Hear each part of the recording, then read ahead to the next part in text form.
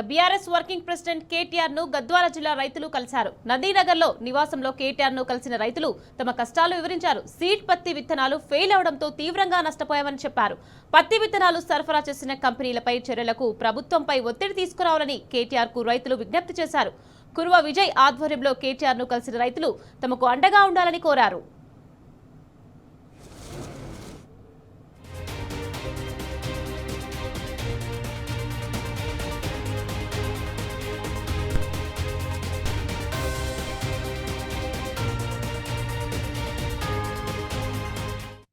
మళ్ళీ వాళ్ళు కొత్త కంపెనీ వల్ల మేము వాడుతున్నాం.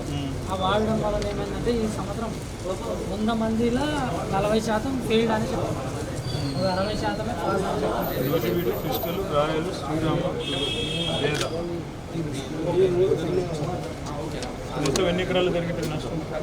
ఇది దాదాపు అంటే ఒక 40,000 ఎకరాలలో సీడ్ అవుతుంటే 15,000 ఎకరాలు ఫెయిల్డ్ అని చెప్పి 15,000 ఎకరాలు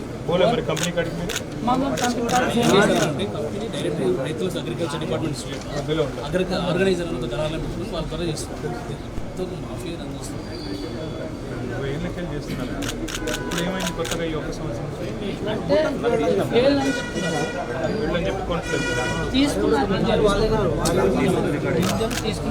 గింజలు తీసుకున్నాక డిసెంబరు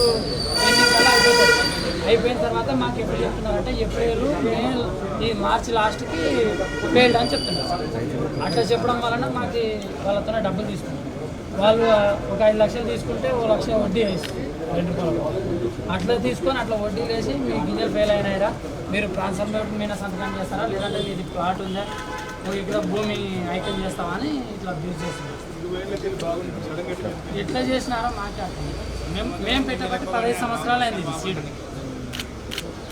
ఇట్లా కానీ చాలా దోపిడీ చేసినారు. ప్రభుత్వ ల్యాబ్లలో అయినా పరీక్షలు ప్రైవేట్ ల్యాబ్లలో చేస్తే ప్రభుత్వ ల్యాబ్స్ ఉన్నాయా?